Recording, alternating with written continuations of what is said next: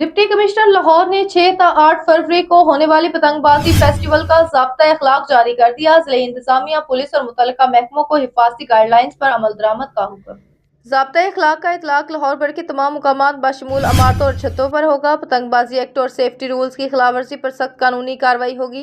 जिले अफसरान और पुलिस को छतों और मुकामात के मुआयने का इख्तियार तफवीज़। शहरियों के तहफ़्फ़ुज़ के लिए पतंगबाजी फेस्टिवल के लिए 12 निकाती सख्त ज़ाब्ता अखलाक जारी।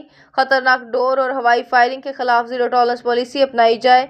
शहरियों की हिफाजत के लिए धाती केमियाई नैलून डोर का इस्तेमाल सख्ती से मना। लाहौर में मोटरसाइकिलों पर सेफ्टी रोड्स की तनसीब को लाजमी यकीनी बनाया जाए।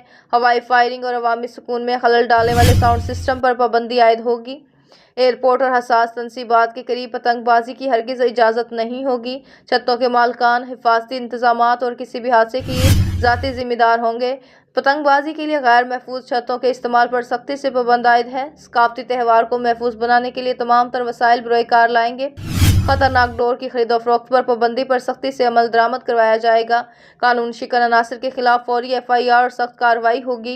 वालिदैन अपने बच्चों की हिफाजत के लिए उनकी निगरानी यकीनी बनाएं। डिप्टी कमिश्नर लाहौर फेस्टिवल के दौरान शहर भर में मॉनिटरिंग का सख्त निज़ाम कायम रहेगा। पुरअमन और महफूज माहौल में बसंत मनाने के लिए शहरी ताउन करें। Deputy commissioner Lahore.